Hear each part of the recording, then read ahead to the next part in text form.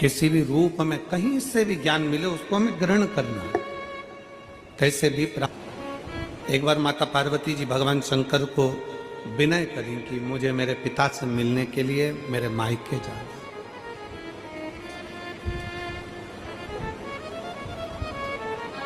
मुझे मेरे बाबुल से मिलने के लिए, मेरे पिता से मिलने के लिए मुझे मायके पहुंचना, मुझे मायके जाना। शंकर भगवान बोले ठीक है चलिए, चलो हम आपको मिला कर लेके आते हैं, चलो। शिव जी पार्वती जी के साथ में हिमालय राज के दरवाजे पर जाने लगे।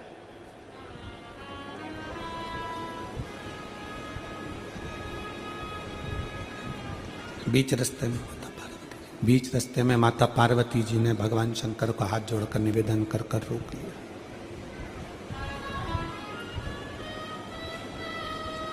शिवजी ने पूछा पार्वती क्या बात है?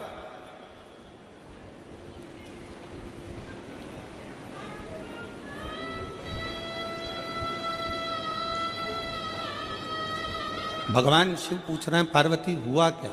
पार्वती जी कहती हैं प्रभु मैं आपसे एक निवेदन करना चाहती हूँ, आप मेरे पिताजी के घर पर जा रहे हो, मेरे पिताजी के घर पर जा रहे हो, मेरे बाबुल के घर पर जा रहे हो, मैं आपसे एक निवेदन करना चाहती हूँ कि आप मेरे साथ चलो, मना नहीं है, पर आपका जो स्वरूप है ना, आपका ये कैलाशी अविनाशी का जो स्वरूप है, जटाजूट वाला जो स्वरूप है, मृगछाला पहना हुआ स्वरूप है, जो आप रुद्राक्ष धारण करने वाला स्वरूप है, ये स्वरूप आप त्याग दो।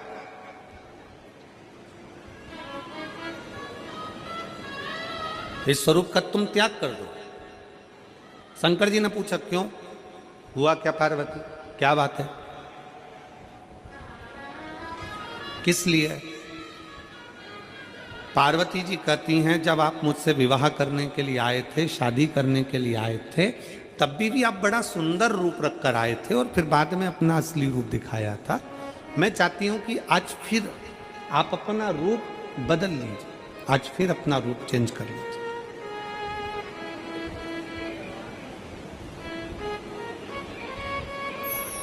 कौन सा रूप रखा जाए? यहां एक शिव महापुराण का ये पावन चरित्र कह रहा है, बड़ा सावधानी से श्रवण करिएगा जरा इस चरित्र को। अपने घर पर दामाद कितना भी करोड़पति है, कितना भी धनपति है, अपने घर पर दामाद कितना भी वैभवपति है, कितना भी सत्तापति है, कितना भी लक्ष्मीपति है और कितना भी उसके पास में धन है, वैभव है, संपदा है, सत्ता है, उसके पास में कितनी भी पूंजी है, कितना भी वैभव है, कितनी भी संपदा हो, पर शिव महापुराण की कथा कहती है कि उसके पास कितना भी वैभव हो, पर जब वो अपने ससुराल में जाए, जब वो अपनी धर्म पत्नी के घर पर जब वो पहुंचे, जब अपने ससुराल में पहुंचे, तो शिव महापुराण की कथा कहती है उस समय पर उसको अपना रूप चेंज कर लेना चाहिए। उसका वैभव उसके घर में, उसका धन उसके घर में, उसकी संपदा उसके घर में, उसकी पूंजी उसके घर में। जब वो भगवान शंकर का चरित्र कह रहा है कि जब वो अपने ससुराल की ओर जाए, अपनी पत्नी के घर पर जाए, तो वो अपना वैभव ना दिखावे, अपना धन ना दिखावे, अपनी संपदा ना दिखावे, अपना वैभव, अपनी संपदा, अपनी पद प्रतिष्ठा ना दिखावे। उस जगह पर यह मानकर जाए कि मैं अपने माता पिता से मिलने के लिए, अपने परिवार के साथ में मिलने के लिए आया हूं और परिवार के साथ बैठने के लिए, वहां मैं अपने परिवार के साथ बैठने के लिए। बोल बम का नारा है, जरा जम के बोलो, बोल बम का नारा है। वहां मैं अपने परिवार से मिलने के लिए आया हूं, वहां किसी और के लिए नहीं, और किसी से मिलने के लिए नहीं।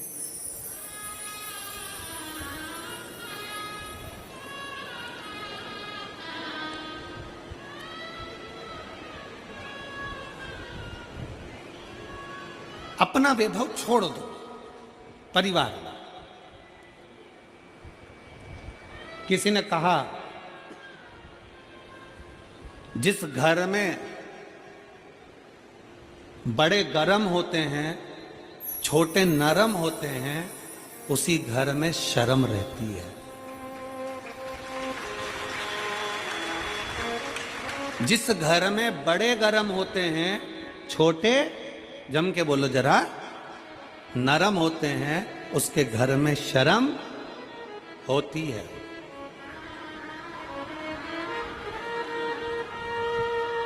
उसके घर में शर्म है। और जिसके घर में छोटे गरम होते हैं और बड़े नरम होते हैं, उसके घर में बेशरम होती है, उसमें शर्म नहीं होती है। जिस घर के बड़े झुक के चल रहे हैं, घर के बेटे चिल्लाकर बात कर रहे हैं, घर की बेटियां चिल्लाकर बात कर रही हैं, घर का पोता चिल्लाकर बात कर रहा है, घर का छोटा भाई चिल्लाकर बात कर रहा है, घर की बहुएं चिल्लाकर बात कर रही हैं, छोटे छोटे बच्चे चिल्लाकर बात करते हैं, अरे पापा तुम्हें अकल नहीं है, अरे मम्मी तुम्हें अकल नहीं है, तुम्हें बुद्धि नहीं है, तुम चुप रहो। जिस घर में बड़े गरम है, छोटे नरम है, वहां शर्म है। और जिस घर में छोटे गरम है, बड़े नरम है, वहां बेशर्म है। वहां बेशर्मी से ज्यादा कुछ नहीं।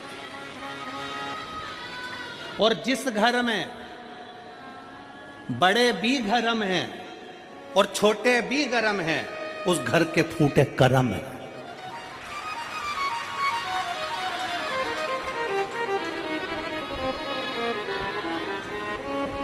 जहां बड़े भी गरम है और छोटे भी गरम है, इधर से वो बोल रहा है, इधर से वो बोल रहा है, इधर से वो चिल्ला रहा है, इधर से वो चिल्ला रहा है। अरे दो में से एक छोटा सा बन जाओ, थोड़ा नम्र बन जाओ, थोड़ा साधारण बन जाओ, थोड़ा सरल बन जाओ, थोड़ा सरल बन जाओ, थोड़ी सहजता लेकर आओ। पर इधर से पिता चिल्ला रहा है तो इधर से बेटा चिल्ला रहा है, इधर से माँ चिल्ला रही तो इधर से बहू चिल्ला रही, इधर से सास चिल्ला रही तो इधर से बहू चिल्ला रही, दोनों में जो भटाभटी हुई। तो महाराज शास्त्र कहता है, जिस घर में बड़े गरम है, छोटे नरम है, वहां शर्म है। जिस घर में छोटे गरम है, बड़े नरम है, वहां बेशर्म है। और जिस घर में बड़े और छोटे दोनों ही गरम है, उस घर के फूटे कर्म है। उस घर का विकास नहीं हो सकता, उस घर की श्रेष्ठता नहीं हो सकती।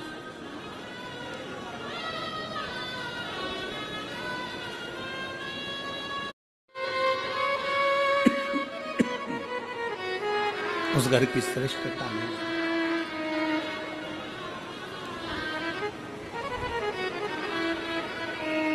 माननीय मुख्यमंत्री जी की धर्मपत्नी जी भी बैठी हैं और मंत्री मंडल भी यहाँ पर बैठे हैं, विधायक भी बैठे हुए हैं। प्रदेश का विकास कैसे होता है? प्रदेश का विकास केवल छत्तीसगढ़ से मतलब नहीं है। जितने टीवी के माध्यम से कथा सुन रहे हैं, चाहे मध्य प्रदेश हो, गुजरात हो, राजस्थान हो, उत्तर प्रदेश हो, उत्तरांचल हो, हिमाचल हो, कर्नाटक आदि जितने भी प्रदेश का विकास कैसे होता है?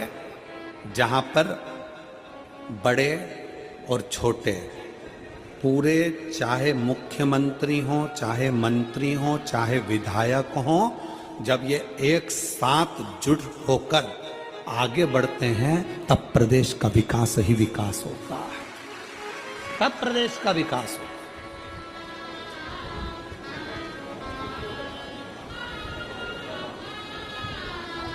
जिस प्रदेश में कहीं मंत्रिमंडल हो, चाहे विधायक हो, एक दूसरे के पांव अगर खींचे तो विकास नहीं होगा, उसमें और तकलीफें आना चाहिए। आज मध्य प्रदेश को भी, राजस्थान को भी, छत्तीसगढ़ को भी एक साल सरकार चलाते चलाते हो गया और तीनों प्रदेश ने एकजुटता धारण कर कर अपने प्रदेश का विकास करा है। ये प्रदेश का विकास है। ये कथा, इतने बड़े बड़े पंडाल, इतने बड़े बड़े प्रांगण, एक पंडाल, दो पंडाल, तीन पंडाल और पूरा ग्राउंड भरा पड़ा है। लोग रोडों पर बैठे हुए हैं, ऑटो में, गाड़ियों में बैठ बैठ कर लोग कथा का रसतत्व ग्रहण कर रहे हैं। कैसे हो जाती है कथा? जजमान तो अकेले। कमल देवांगन जी से पूछा हमने कि तुम कितने भाई हो? अकेला हूं, माता पिता। उनसे पूछा आपके बच्चा एक छोटा बालक, ये कथा कैसे हो गई? एक अकेले से नहीं, कमल देवांगन जी ने जब सबको जोड़ा, पूरी समाज, देवांगन समाज जुड़ी और देवांगन समाज के साथ में पूरा रायपुर जुड़ा, प्रत्येक समाज को जोड़ा। प्रत्येक समाज को जब जोड़ा गया, चाहे वो साहू समाज हो, देवांगन समाज हो, ब्राह्मण हो, क्षत्रिय हो, वैश्य हो, खंडेलवाल जी हो, आदि आदि सबको जोड़ा गया। और जोड़ने के बाद रायपुर के इतिहास की सबसे बड़ी कथा आज इस प्रांगण के अंतर्गत हो रही है। रायपुर इतिहास की सबसे बड़ी कथा आज इस प्रांगण के अंतर्गत हो रही है, जिसमें पांव रखने की जगह नहीं कहीं पर भी।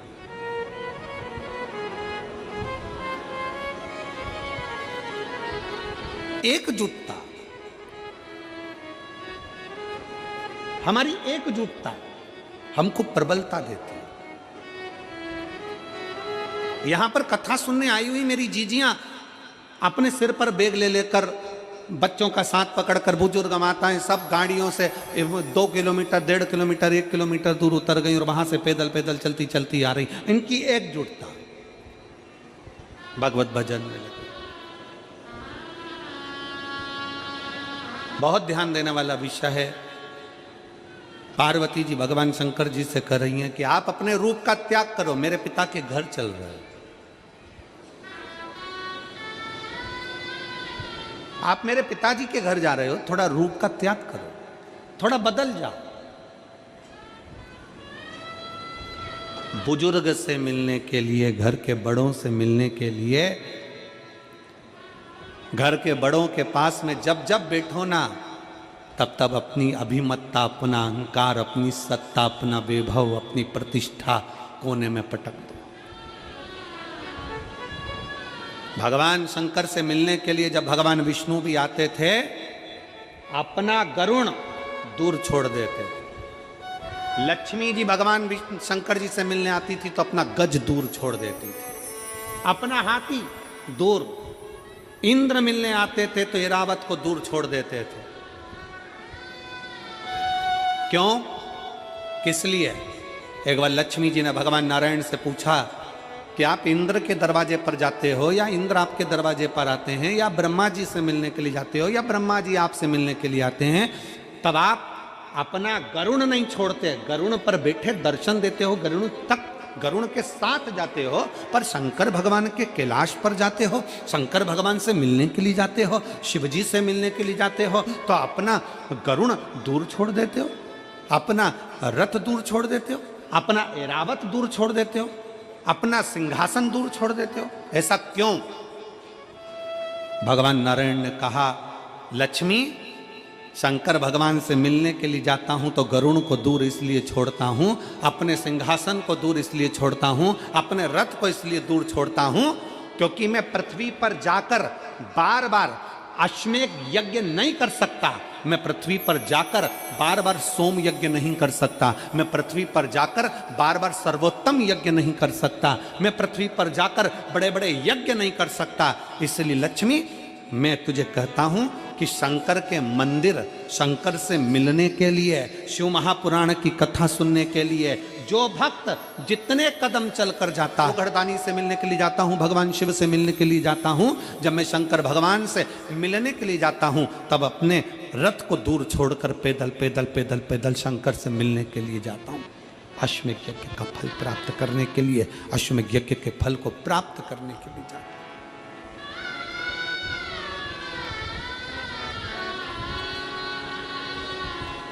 100 कदम, 50 कदम, 500 कदम, 1000 कदम, आधा किलोमीटर, 1 किलोमीटर आप भी अगर पैदल चले ना, जितने यहाँ बैठे हुए हैं, अगर पैदल चलकर शिव महापुराण की कथा तक पहुंचे हो, पैदल चलकर अपने घर के पास में 10 घर छोड़कर मंदिर है, पैदल चलकर 1 लोटा जल चढ़ाने के लिए जा रहे हो, पैदल चलकर तुम भगवान की चौखट तक अगर जा रहे हो, तो इतना अंदाजा लगा कर रखना कि भगवान शंकर तुम्हारे पाँव से जितने कदम चलवा रहा है, उतने अश्वमेध यज्ञ का फल तुम्हारी भाग्य में देता चले जा रहा है, तुम्हारी किस्मत में देता चले जा रहा है।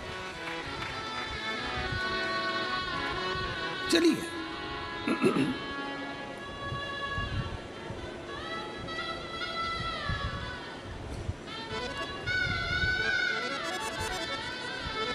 जितना चलो।